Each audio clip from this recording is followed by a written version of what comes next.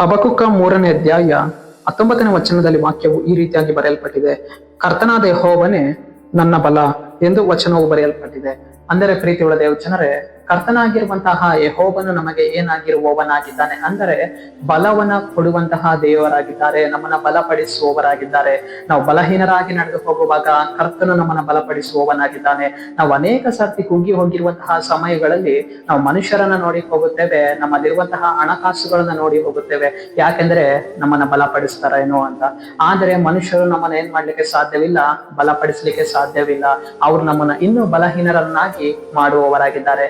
ಅದೇ ಪ್ರೀತಿಯುಳ್ಳ ದೇವಜನರೇ, ನಮ್ಮ ಜೀವಿತದಲ್ಲಿ ಪರಿಸ್ಥಿತಿಗಳು ಬರುವಾಗ, ವೇದನೆಗಳು ಬರುವಾಗ, ದುಃಖಗಳು ಬರುವಾಗ, ಹೋರಾಟಗಳು ಅನ್ನುವಂಥದ್ದು ನಮ್ಮ ಮುಂದೆ ನಿಂತುಕೊಳ್ಳುವಾಗ ನಾವು ಇವತ್ತು ಯಾರನ್ನ ಹುಡುಕಿ ಹೋಗಬೇಕು ಅಂದ್ರೆ ಕರ್ತನಾಗಿರುವಂತಹ ಯೆಹೋವನನ್ನ ಹುಡುಕಿ ಹೋಗುವಾಗ ಆತನು ನಮ್ಮನ್ನ ಬಲಪಡಿಸುವವನಾಗಿದ್ದಾನೆ.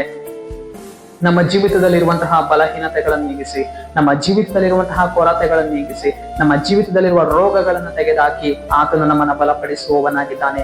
ಅನೇಕ ಸಾರ್ತಿ ನಾವು ಬಲಹೀನರಾಗುವಾಗ ಆತನು ನಮ್ಮ ಪಕ್ಕದಲ್ಲಿ ನಿಂತುಕೊಂಡು, ಮಗನೇ ಮಗಳೇ, ಯಾಕೆ ನೀನು ಬಲಹೀನವಾಗಿದ್ಯಾ, ಯಾಕೆ ನೀನು ಸೋತು ಹೋಗಿದ್ಯಾ, ನಾನು ನಿನ್ನನ್ನು ಬಲಪಡಿಸ್ತೇನೆ ಅಂತ ಹೇಳುವಂತಹ ಒಂದು ಉತ್ತಮನಾದ ಕುರುಬನ ಆತನಾಗಿದ್ದಾನೆ. ಪ್ರೀತಿಯುಳ್ಳ ದೇವಜನರೇ, ನಮ್ಮ ಎಲ್ಲಾ ವೇದನೆಗಳನ್ನ, ದುಃಖಗಳನ್ನ ಆತನ ಮುಂದೆ ಇಡುವಾಗ, ಆತನ ಮುಂದೆ ಹೇಳಿಕೊಳ್ಳುವಾಗ ಆತನು ತನ್ನ ಬಲದಿಂದ ನಮ್ಮನ್ನು ಅಭಿಷೇಕಿಸಿ ಹೊಸ ಕೃಪಾ ವರಗಳಿಂದ ಆತನು ನಮ್ಮನ್ನ ನಡೆಸುವವನಾಗಿದ್ದಾನೆ.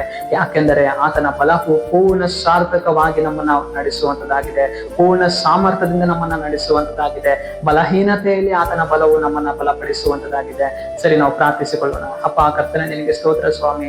ಈ ಮುಂಜಾನೆ ವೇಳೆಯಲ್ಲಿ ದೇವರೇ, ಈ ವಾಕ್ಯ ಭಾಗ ಸಂದೇಶವನ್ನ ನೋಡುವ ಜನಗಳನ್ನ ಸಂಧಿಸು ಕರ್ತನೆ. ನಿನ್ನ ಜನರ ಜೀವಿತದಲ್ಲಿ ನೀನು ಕಾರ್ಯವನ್ನ ಮಾಡಿ ಕರ್ತನಾಗಿರುವ ಯೆಹೋವನೇ, ನೀನೇ ನಮ್ಮನ್ನ ಬಲಪಡಿಸಿ ಅಪ್ಪ, ನಮ್ಮ ಎಲ್ಲಾ ಬಲಹೀನತೆಗಳನ್ನು ನೀಗಿಸಿ ಹೊಸ ಬಲದಿಂದ ನಮ್ಮನ್ನ ತುಂಬಿಸಿ ನಡೆಸುವುದಕ್ಕಾಗಿ ಸ್ತೋತ್ರ. ನಜರೇತಿನ ಯೇಸುವಿನ ನಾಮದಲ್ಲಿ ಕರ್ತನೆ, ಆಮೆನ್, ಆಮೆನ್.